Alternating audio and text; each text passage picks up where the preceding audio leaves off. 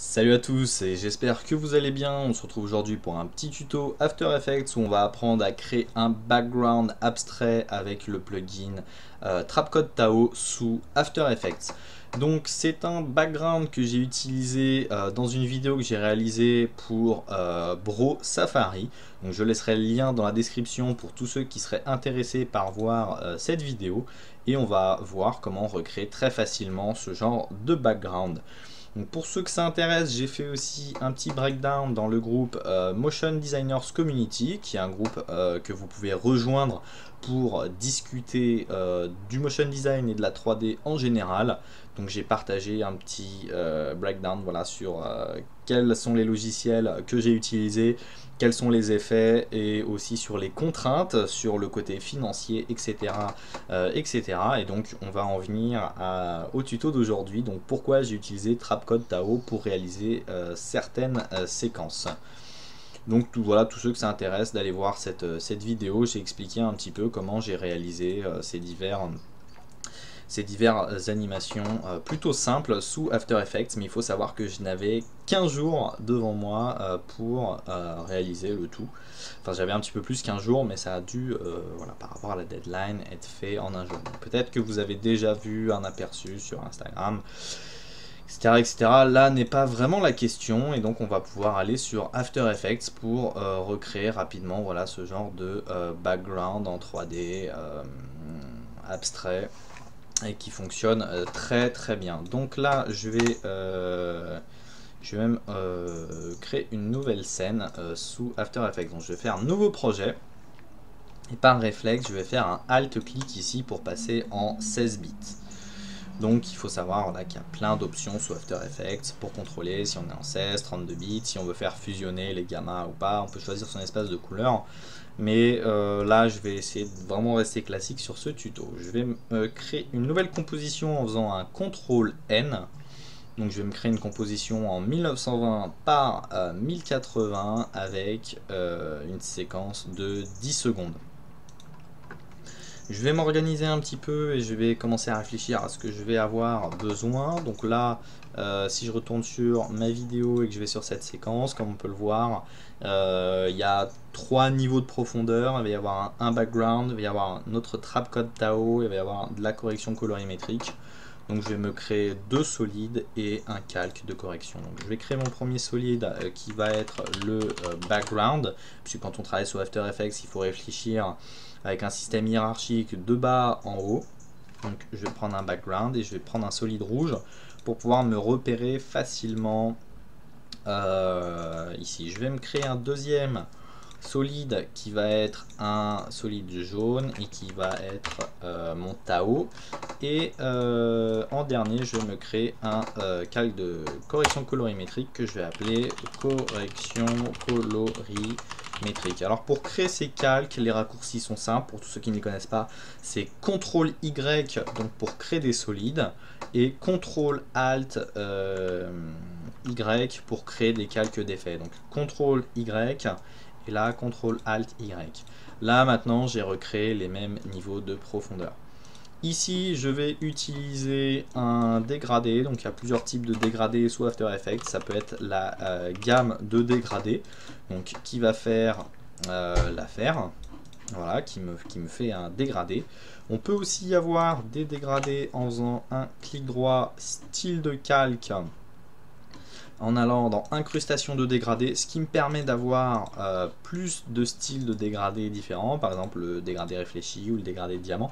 Mais moi j'aime bien utiliser un dégradé qui s'appelle le YY Ramp. Alors pourquoi j'aime bien utiliser le YY Ramp Plus? Alors on va le voir tout de suite, par rapport à la gamme de dégradés basique, en fait, j'ai un petit peu plus de contrôle, notamment sur le début de l'alpha, le milieu des points, ou un petit peu plus de styles différents. On retrouve ici tous les styles qu'on a par exemple dans les dégradés de style de calque. Donc pourquoi j'utilise le YY-Ramp, tout simplement parce que ça offre plus de contrôle. Vous pouvez retrouver le YY-Ramp en tapant YY-Ramp, tout simplement YY-Ramp After Effects, en allant sur le site AEscript plus AE Plugin. Alors il est gratuit en fait, hein. Il y a un prix suggéré de 40 $, mais vous pouvez mettre 0 ou mettre 1 $, tout dépend de l'envie que vous avez. Enfin voilà, si vous avez envie de contribuer ou pas, ou si vous avez envie de le tester, de contribuer plus tard ou pas du tout. Donc en gros il est gratuit, il est en mode name your own price. Donc là, ce qui va être intéressant, ça va être de reprendre des couleurs. Donc par exemple, moi je vais charger ça dans mon autre écran. Donc là, je vais faire un petit stop et je vais me mettre ici. Et là, je vais choisir mes couleurs. Donc là, on voit que je copie un peu le même bleu. Et là, avec ma pipette, je vais aller chercher le même violet, à peu près le même violet, voilà, que j'ai dans ma vidéo. Alors c'est cool, on va revenir dans notre composition After Effects et je vais me passer en mode radial ramp. Je vais mettre ça en haut à gauche et ça en bas à droite. Et là tout de suite on peut voir notre effet de scattering, donc de mauvaise dispersion dans notre dégradé. Et là, ce qu'il faut savoir, c'est qu'il va falloir ajouter du bruit en allant dans Ramp Skater. Donc je vais mettre par exemple une valeur à 200. Et donc si on zoome, on voit qu'il y a un petit ajout de bruit. Par exemple, si je reviens à 0, hop, il n'y a plus de bruit. Mais ici, ça se voit très très bien notre effet de dispersion qui est très moche. Quand on est à 200...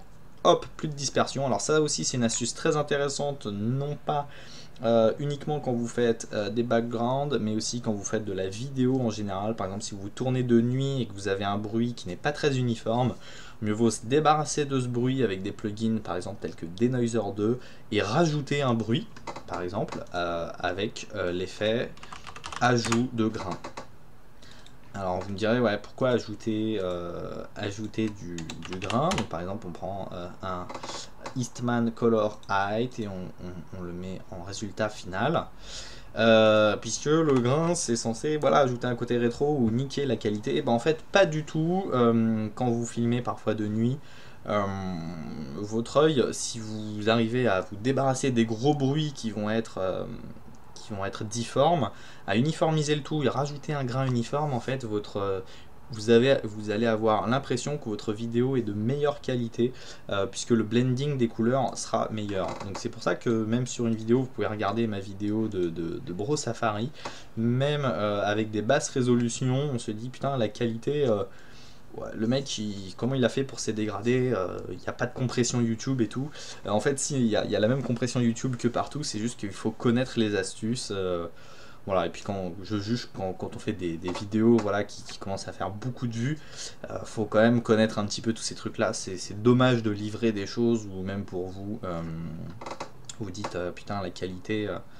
elle n'est pas au rendez-vous, donc ça c'est des astuces à connaître. Donc voilà, une fois qu'on s'est occupé du background, on va passer sur notre trapcode Tao. Donc trapcode Tao, c'est vraiment génial, il y a plusieurs tutos que j'ai déjà réalisés sur la chaîne. Vous pouvez taper MHS tuts trapcode Tao et vous avez 3 tutoriels que j'ai fait qui sont quand même pas mal. Un sur la réalisation d'une intro, un autre sur comment créer des sphères motion design et un autre sur du morphing de texte. Alors ces 3 tutos sont assez complémentaires et vous permettent de voir un ensemble de toutes les options à peu près du plugin. Vous avez aussi d'autres tutos qui ont été faits sur la chaîne officielle de Red Giant. Vous avez ces tutos de Creative Dojo ou encore d'autres personnes qui vont vous permettre de booster vos connaissances sur ce plugin. Mais aujourd'hui on va pas s'attarder sur comment est-ce que fonctionne ce plugin. On va juste regarder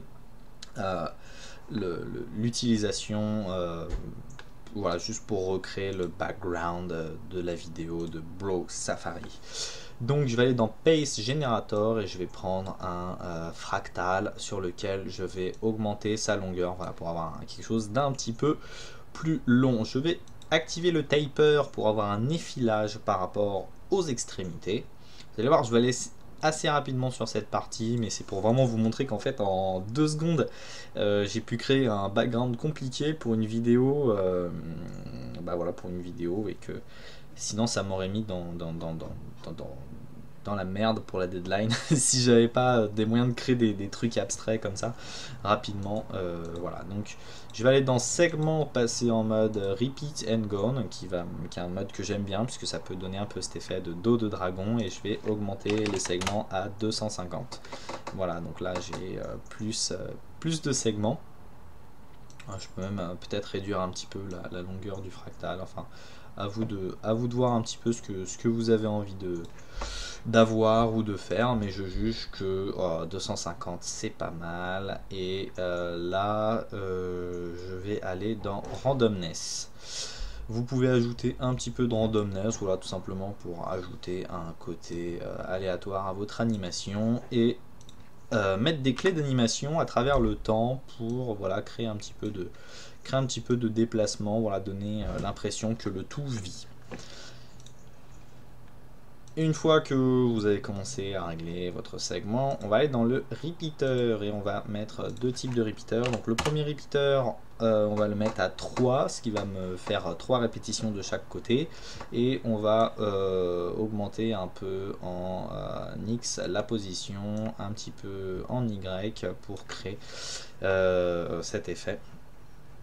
Voilà. On va ajouter du coup de la rotation random pour donner vraiment l'impression que ce sont des répétitions différentes. Ça va nous aider à la création de cet univers assez aléatoire. Et on va mettre un deuxième repeater. Là on va mettre une répétition et on va augmenter le tout en Y et on va le bouger en Z. Voilà, donc quand je le bouge en Z, voilà, ça me permet d'ajouter un petit côté de profondeur. Donc là, hop, je vais le bouger un petit peu. Voilà, donc là on va avoir des choses un peu plus devant. Et donc quand je vais bouger, on a vraiment... Donc je vais me créer une caméra.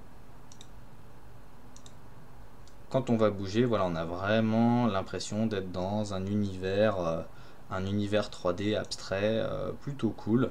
Et on a vraiment des choses au premier plan, des choses au second plan, donc ça c'est cool, c'est ce qu'on voulait créer en tout cas. Donc là on va pas s'attarder plus longtemps sur ces réglages et on va continuer la vidéo en allant dans Fractal Displacement, où je peux mettre une petite amplitude, par exemple à 13, et mettre une évolution par exemple à 50, ce qui va me permettre tout au long de ma vidéo d'animer le tout. C'est ce que j'ai fait pour Bro Safari. Là je ne vais pas toucher aux autres paramètres. Dans Material et Lighting, je vais prendre la couleur de mon choix. Donc on peut partir d'une couleur du background. Alors un violet un peu comme ceci. Alors, ce serait bien qu'il valide ma couleur, voilà. Et ensuite, on retouche un petit peu soi-même. Et là, voilà, j'ai un violet qui me plaît pas mal. On va pouvoir toucher à la diffuse pour le rendre un petit peu plus clair. Et on peut ensuite toucher à la spécularité pour augmenter, voilà, ce côté réfléchissant sur certaines faces, ou à contrario, le faire un petit peu disparaître. On peut aussi utiliser des presets HDR, mais comme vous pouvez le voir, hein, c'est très responsive, ça marche très vite, donc ça peut vraiment vous sauver la vie sur divers projets, mais moi je ne l'ai pas utilisé. Pareil, les textures non plus, World Transform non plus, Visibility, on va l'utiliser pour ajouter cette impression de profondeur, donc je vais prendre une couleur un peu violette. Et on va jouer avec le début et la fin du brouillard. Donc je vais mettre peut-être un début à 4000 et on va jouer avec la fin. Alors pour que ce soit vraiment plus visible, je vais prendre un brouillard un peu blanc. Voilà. Et là on essaye de jouer un petit peu, voilà, avec cette impression de profondeur pour que certains des cubes soient moins visibles, puisqu'on n'a pas encore de depth of field dans Trapcode, puisqu'on est encore qu'à la version 1.0. ça viendra sûrement la depth of field intégrée, mais pour l'instant elle n'y est pas. Donc là voilà, je me suis débrouillé pour recréer cette petite impression avec le fog. Et c'est ensuite dans rendering qu'on va trouver nos dernières astuces. Donc je vais aller dans Draw et me mettre en front fill back wire afin d'avoir tous ces petits traits. Alors ces petits traits qui sont de mauvaise qualité pour l'instant, ça il n'y a pas de souci, en passant en mode super sample, ne serait-ce qu'à 9, comme on peut le voir, il se trace correctement. Ensuite, je vais ajouter en seconde passe le mode wireframe sur lequel je vais pouvoir venir prendre par exemple ma couleur bleu clair. Voilà, libre à vous de choisir la couleur que vous voulez selon la vidéo ou l'univers que vous êtes en train de créer. Donc moi c'est ça que j'ai utilisé pour Bro Safari. Et globalement on a fini, donc comme vous pouvez le voir, même pas en 10 minutes on peut créer un background. Sur la caméra, je vais pouvoir toucher un peu à la rotation. Allez, on va mettre 7 au début. Même peut-être un petit peu plus, 23, et à la fin je sais pas, on met 0, voilà, donc comme ça ça donne ce côté qui tourne un peu. Et là en position je peux mettre du coup une clé à la fin et m'éloigner un petit peu, et là vous avez vu vraiment j'ai pu créer un background animé ultra rapidement qui m'a vraiment du coup sauvé la vie sur le projet. Ce qui vous reste uniquement à faire, ça va être la correction colorimétrique, donc charger des courbes par exemple. Donc sur les courbes, augmenter un peu les bas noirs pour pas avoir de zone trop noire. Alors je vais me remettre sur RVB, voilà, donc on baisse beaucoup les noirs, on augmente un petit peu les blancs, voilà, pour avoir un côté vraiment beaucoup plus contrasté.